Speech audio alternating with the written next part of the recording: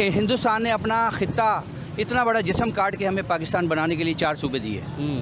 हिंदुस्तान हमारी माँ है, ठीक है, ये बहुत बड़ी हम बात उसकी है। औलाद हैं। माँ से कोई लड़ाई करता है?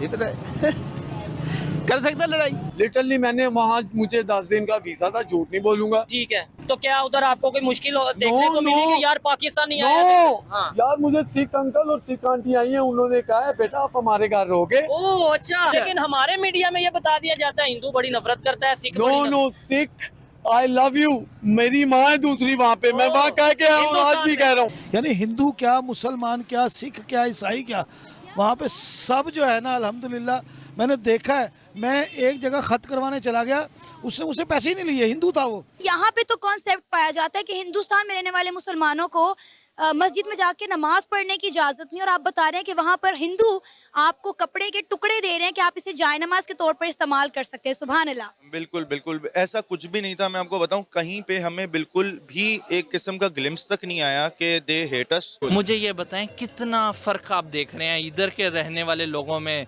इधर के लाइफस्टाइल में, इधर की रोड्स वगैरह, और वहाँ पे आपने क्या चेंज फील किया? जमीन और आसमान का फ़र्क है यहाँ पे ना ऐसे ही है यार मेरा मामू है, हम जब जाते थे वहाँ वो छत नहीं होती थी, मेरे मामू की छत नहीं थी, वो बेचारे गरीब हैं, वहाँ हम जाते थे बगैर छत के, वहाँ वहीं सोते थे। अब मुझे पता चला, कहने लगा जी वो मामू का तो बड़ा शानदार मकान बन गया। मैं कहा किसने बनाया, मामू के पास पैसे कहाँ से आ गए? कहने लगा जी वो यूपी गवर्नमेंट ने बनाया, योगी साहब ने। योगी साहब का मैं जनाब शुक्रिया अदा करता हूँ, धन्यवाद। मैं एक कश्मीरी स्टूडेंट से बात कर रहा इंस्टाग्राम पे। अच्छा। मैंने उसे कहा जी कश्मीर के हालात कैसे हैं, हम लोग यहाँ पे बड़ा आपको सपोर्ट करते हैं, आप लोगों के लिए हमने बड़ा काम किया। कहते यार मेहरबानी सपोर्ट ना किया करो, इधर 80 रुपये का लीटर पेट्रोल डलवाते हैं, उधर किधर हमने आना यार। तो दोस्तों, जैसा कि अभी आपने वीडियो की स्टार्टिंग में देखा कि किस तरह एक पाकिस्तानी चाचा भारत को अपनी माँ बताकर रोने लगे और कहते रहे कि अपनी माँ से कोई कैसे लड़ सकता है। और यह बात सही भी है, भारत से ही पाकिस्तान और बांग्लादेश बने, इसीलिए भारत उनकी भी माँ है। 1947 से पहले ये दोनों देश एक ही माँ के बच्चे थे और एक ही बाप के बेटे भी, लेकिन पाकिस्तान फिर भी भारत को आंखें दिखाता है कि हम भारत से जीत जाएंगे, जबकि भारत घूमने आए पाकिस्तानी खुद ये बताते हैं कि भारत हमसे कितना आगे निकल गया है और भारत की बराबरी करना अब पाकिस्तान के लिए कितना कठिन है। साथ ही भारत में सभी धर्म के लोग एकदम आज़ादी से रहते हैं और यहाँ हिंदू, मुस्लिम, सिख, ईसाई सभी मिलजुल कर रहते हैं। 130 करोड़ की आबादी वाले इस देश में हर इंसान को स्वतंत्र रहने की आज़ादी है, और फिर चाहे पाकिस्तान से लोग भारत घूमने आए या बांग्लादेश से, भारत में सभी को ये देखने को मिलता है कि किस तरह यहाँ लोग स्वतंत्रता से रहते हैं। तो चलिए गाइस, इसी के साथ आज का ये वीडियो शुरू करते हैं। हिंदुस्तान ने अपना खित्ता इतना बड़ा जिस्म काट के हमें पाकिस्तान बनाने के लिए 4 सूबे दिए। हिंदुस्तान हमारी माँ है, ठीक है, ये बहुत बड़ी हम बात उसकी है। औलाद हैं। माँ से कोई लड़ाई करता है? ये पता है कर सकता है लड़ाई? नहीं कर सकता। माँ से कोई लड़ाई नहीं कर सकता। हमारे आधे से ज़्यादा रिश्तेदार इंडिया में है। हमारे वहाँ रिश्तेदार पता नहीं कितने मर गए, मेरे अजीज़ मर गए, हम जनाजे में नहीं जा सकते।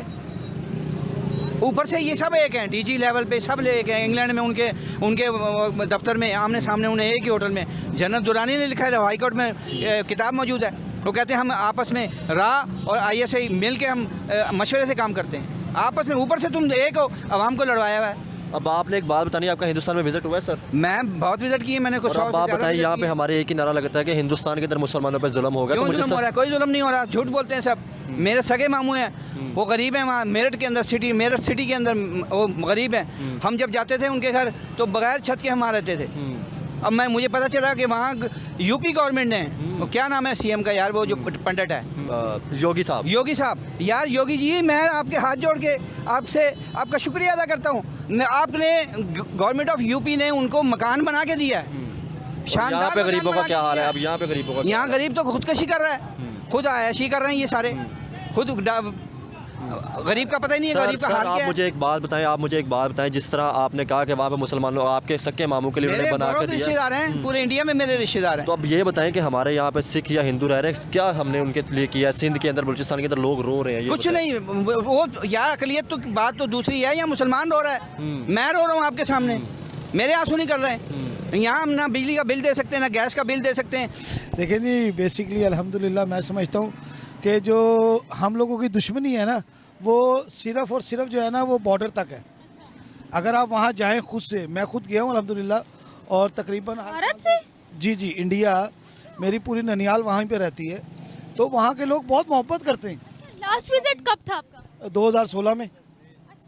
जी। तरक्की में कहाँ है वो? तरक्की में तो पाकिस्तान से तकरीबन 15 साल आगे है जी।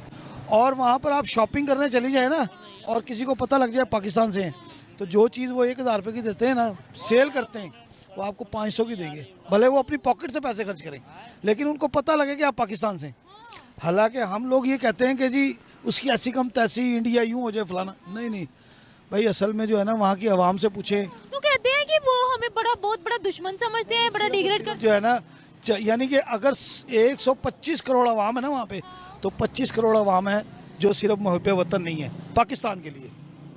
बाकी हैं कि मुसलमानों को कहेंगे ना पाकिस्तान आ जाओ, कभी भी नहीं आएंगे, वो कभी भी नहीं आएंगे। आप ये बात ना करें।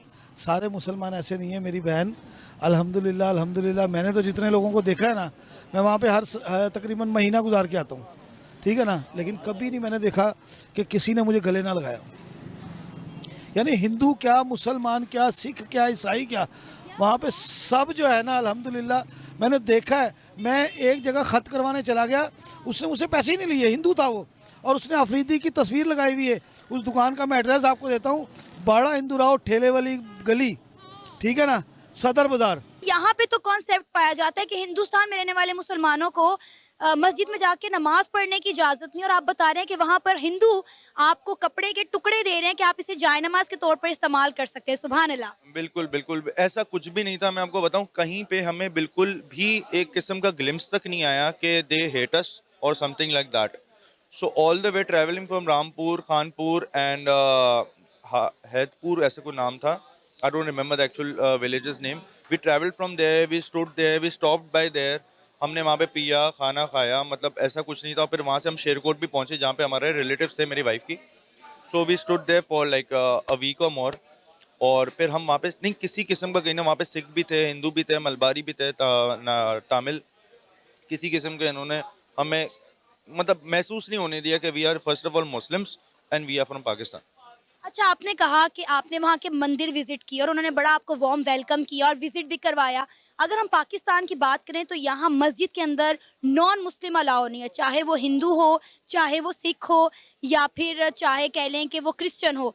जब तक कोई बंदा इस्लाम कबूल नहीं करता वो मस्जिद के अंदर एंटर नहीं हो सकता। देखें, ये तो कॉन्सेप्ट ही ख़राब है। अब एक मिसाल है, एक इंसान को जब तक आप दिखाओगे नहीं आप क्या हो, तो वो कैसे समझेगा। If a person comes to me for besides मतलब नॉन मुस्लिम, कोई भी हो सकता है, हिंदू, जू, एनीवन, अब वो कहता है मुझे कुरान पढ़ना है। अब हमारा कॉन्सेप्ट है कि हमने पाक होके उसको देना है कुरान हाथ में। अब देखिए, उनका तो ये कॉन्सेप्ट है ही नहीं ना, मतलब वुजू करना, पाक होना, सफाफ होना। अब जब तक वो पकड़ेगा नहीं, पढ़ेगा नहीं, वो समझेगा नहीं, तो वो कैसे इस तरफ आएगा।